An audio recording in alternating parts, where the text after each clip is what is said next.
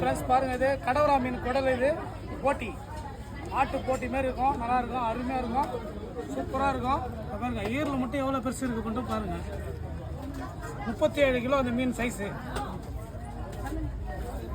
ஈரில் மட்டும் பாருங்கள், படா சைஸ் எவ்வளோ சைஸ் பாருங்கள். 1 கிலோ வரும் போல ஈரில் மட்டும். இது என்னென்ன பண்ணலாம்?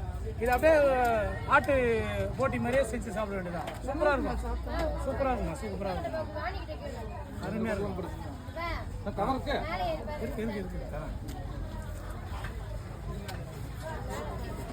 மீனோட ஈரல் மீனோட ஈரல். என்ன மீன் இது? இது வந்து கடல் விரால். விரால் விரால் விரால்.